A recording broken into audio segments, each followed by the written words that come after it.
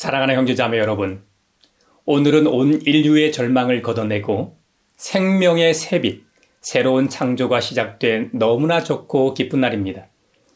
우리 주님께서 사망 권세를 이기시고 부활하셨습니다. 할렐루야! 세계적인 건축가 안도 다다우가 설계한 오사카의 이 빛의 교회를 아시는지요? 이 교회의 예배당 정면 벽에는 십자가 모양으로 틈이 나 있습니다. 벽이 십자가 모양으로 비워져 있죠. 그런데 그 비어있는 틈 사이로 눈부신 햇살이 쏟아져 들어올 때 비로소 거룩한 빛의 십자가가 완성되도록 안도 다다우는 설계했습니다. 만약 그 벽이 꽉 채워져 있었다면 우리는 그토록 찬란한 빛의 형상을 만날 수 없었을 겁니다. 비어있음이 오히려 빛을 가득 채우는 통로가 된 것이죠. 비어있음, 즉 없음이 있음을 더욱 풍성하게 만드는 역설입니다. 부활의 사건이 바로 그러합니다.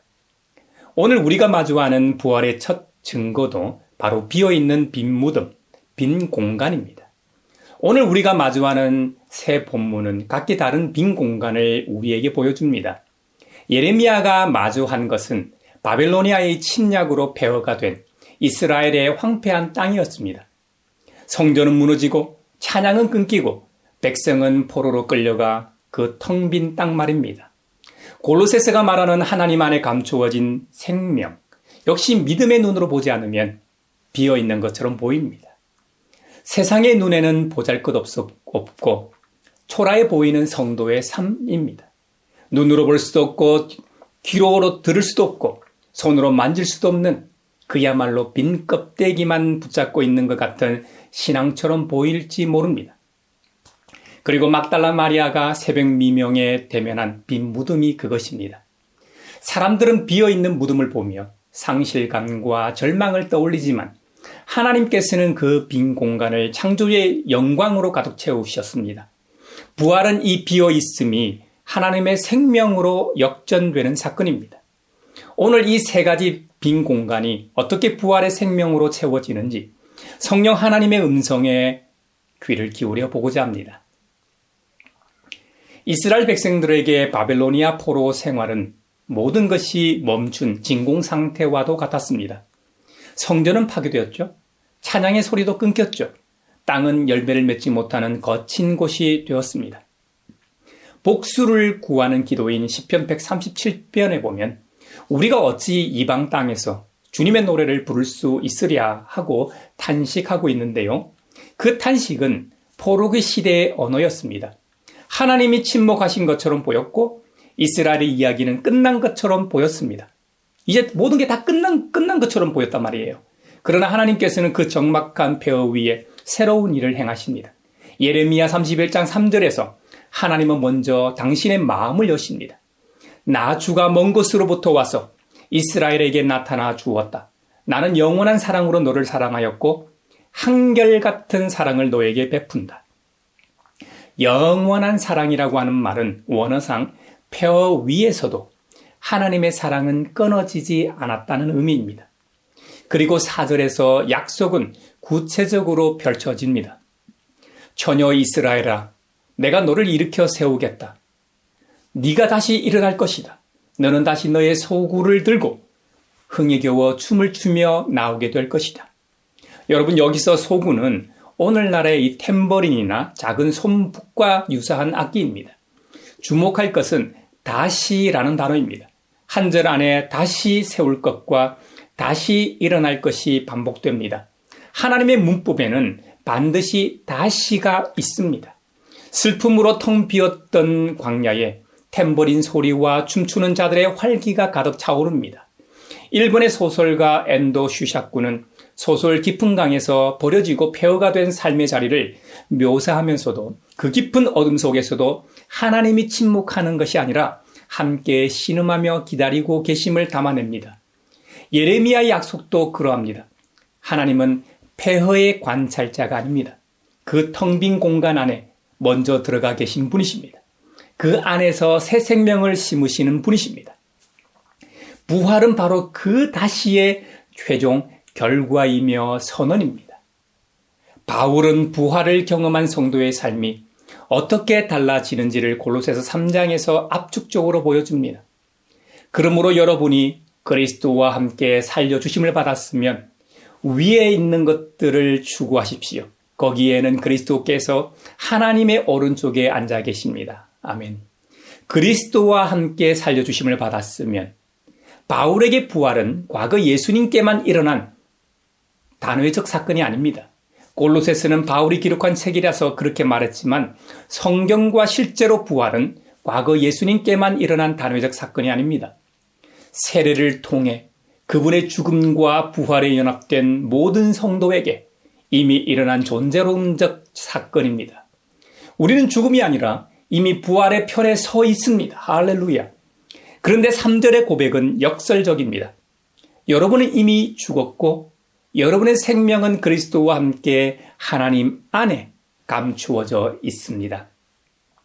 여러분, 세상의 기준으로는 이런 영적인 삶이 성공도 권력도 화려함도 없어 보여 마치 비어있는 삶 같습니다. 그러나 그 감추어짐 안에 오히려 어떤 권력이나 힘이나 폭력도 빼앗아 갈 수 없는 가장 안전한 생명이 있습니다. 우리가 믿는 예수님은 단순히 2000년 전의 성인이나 위인이 아닙니다. 죽음을 이기시고 지금도 하나님 우편에서 만물을 다스리시는 참 하나님이십니다. 믿으십니까?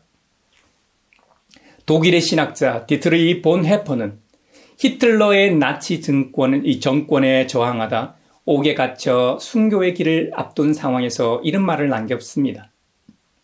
세상의 한가운데서 하나님 앞에서 하나님 없이 살아가는 것이 진정한 신앙이다. 하늘의 통치를 받은 자는 세상의 결핍과 위협 앞에서 움츠러들지 않습니다. 보네포는 사절의 약속을 붙들기 때문입니다. 여러분의 생명이신 그리스도께서 나타나실 때에 여러분도 그분과 함께 영광에 쌓여 나타날 것입니다. 지금 비어있는 것처럼 보이는 이 삶이 그리스도께서 나타나실 때 영광으로 충만히 드러날 것입니다. 이것이 부활 신앙이 주는 가장 깊은 위로이자 세상의 결핍을 이기는 힘입니다. 이제 우리는 부활절의 심장부로 들어갑니다. 요한복음 20장입니다. 이른 새벽, 아직 어두울 때 막달라 마리아가 무덤에 갑니다. 그런데 무덤 어귀를 막은 돌이 옮겨져 있고 무덤이 텅텅 비어 있었습니다. 마리아는 베드로와 요한복음의 저자인 요한에게 달려가 전합니다. 그래서 그 여자는 시몬 베드로와 예수께서 사랑하시던 그 다른 제자에게 달려가서 말하였다. 누가 주님을 무덤에서 가져갔습니다. 어디에 두었는지 모르겠습니다. 베드로와 요한이 달려와 빈 무덤을 확인했습니다. 삼배는 그대로 놓여 있고 머리를 쌌던 이 수건은 따로 한 곳에 개켜 있었습니다. 요한복음은 그것을 보고 믿었다고 하면서도 이어서 아직 성경 말씀을 깨닫지 못하였다고 기록합니다. 여기서 보고 믿었다는 말은 예수님의 부활을 믿었다는 말이 아닙니다. 막달라 마리아가 말한 대로 무덤이 텅 비어 있었다는 그 말을 믿었다는 의미입니다. 그들은 이상하게 여기긴 했지만 진짜로 예수님이 부활하셨다는 사실을 믿지는 못한 상태였습니다. 두 제자는 빈 무덤을 눈으로 보고도 그 의미를 붙들지 못하고 돌아갔습니다. 형제자매 여러분, 보는 것과 믿는 것은 다릅니다. 그런데 막달라 마리아는 달랐습니다. 그녀는 가지 않았습니다. 무덤 밖에 서서 울고 있었습니다. 베드로나 요한보다 예수님을 더 사랑했나 봅니다. 적어도 그들보다는 더 연민이 있었던 건 틀림없는 것 같아요. 마리아가 울다가 무덤 속을 힐끔 들여다보니 흰옷을 입은 천사 둘이 앉아 있었습니다. 천사들이 묻습니다. 천사들이 마리아에게 말하였다. 여자여, 왜 우느냐? 마리아가 대답합니다. 누가 우리 주님을 가져갔습니다. 어디에 두었는지 도무지 모르겠습니다.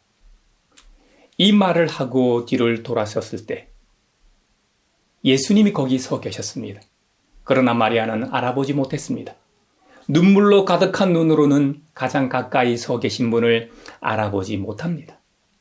슬픔이 시야를 가릴 때 우리는 종종 부활의 주님 앞에 서 있으면서도 동상지기로 착각할 수 있음을 보게 됩니다.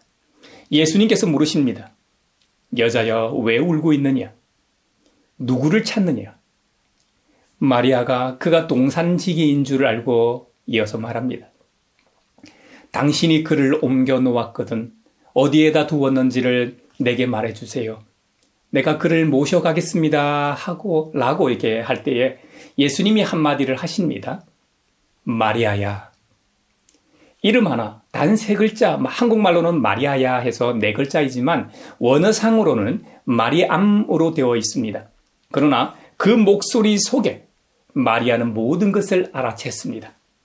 주님의 음성, 김춘수 시인의 꽃처럼 주님이 나의 이름을 불러주었을 때 의미로 다가왔고 마리아는 주님을 알아볼 수 있었습니다. 이었고 마리아도 라보니, 곧 나의 선생님이라고 불렀죠. 덴마크의 철학자 키에르 케고르는 이렇게 말했습니다. 신앙은 정보가 아니라 관계다. 막달라 마리아의 부활 경험이 정확히 그것이었습니다. 그녀는 빈 무덤에 대한 증거를 보고 획득한 것이 아닙니다. 부활하신 주님과의 살아있는 관계가 회복되었습니다. 마리아는 너무 기뻐 예수님께 달려가 붙들려 했습니다. 그때 예수님께서 말씀하십니다. 내게 손을 대지 말아라. 내가 아직 아버지께로 올라가지 않았다. 이제 내 형제들에게로 가서 이르기를 내가 나의 아버지, 곧 너희의 아버지, 나의 하나님, 곧 너희의 하나님께로 올라간다고 말하여라. 여러분, 내게 손을 대지 말라. 이것은 거절이 아닙니다. 어쩌면 마리아는 부활하신 예수님을 예전처럼 곁에 두고 소유하며 함께하고 싶었을 겁니다.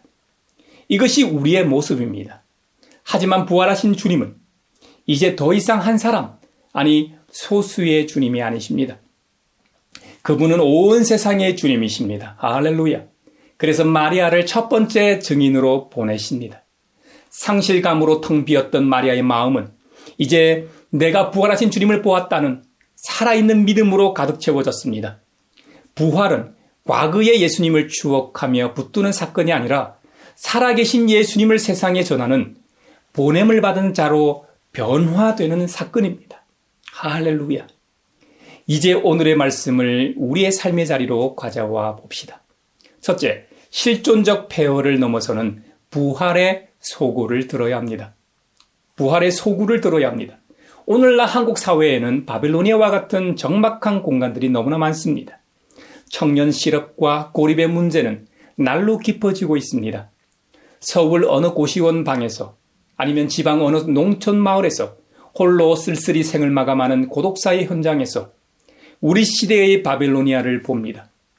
이 자리들은 찬양이 끊기고 탬버린 소리가 사라진 폐허입니다.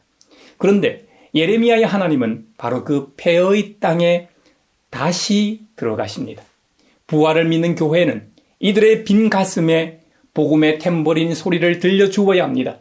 전도 구호만 외치는 것이 아니라 그들의 무너진 일상을 함께 일구고 다시 춤출 수 있을 때까지 곁을 지키는 회복의 연대가 부활신앙의 실천입니다.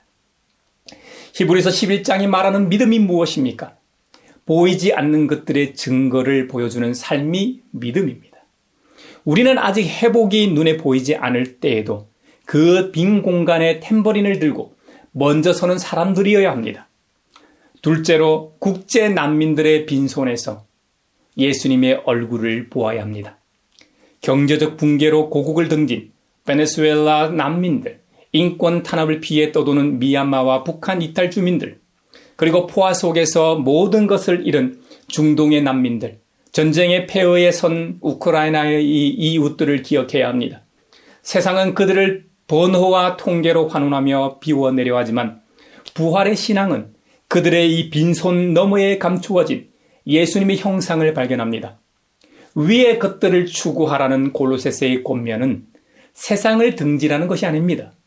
오히려 하늘의 통치 원리, 즉 모든 사람이 하나님의 형상으로 지음받은 존재라는 그 진리를 이 땅에 구현하라는 말씀 아닐까요? 인종과 국경을 넘어 이들의 존엄을 회복시키는 것, 환대의 공동체가 되는 것, 이것이 부활하신 주님을 따르는 성도의 삶이요 윤리 아닐까요? 셋째로 과시와 노출의 시대에 감추어진 영광의 자유를 누려야 합니다. 자신을 끊임없이 노출하고 증명해야만 존재 가치를 인정받는 시대입니다. SNS의 좋아요 숫자가 자존감을 결정하고 보여주지 않으면 존재하지 않는 것처럼 느끼게 만드는 세상입니다. 미국의 저명한 이 사회학자 어빙 고프만은 이 시대를 인상관리의 사회라고 불렀습니다. 모두가 타인의 눈 앞에서 자신을 연출하고 포장하는 데 지쳐가고 있습니다. 그러나 골로새서 3장 3절은 선언합니다. 여러분은 이미 죽었고 여러분의 생명은 그리스도와 함께 하나님 안에 감추어져 있습니다. 할렐루야.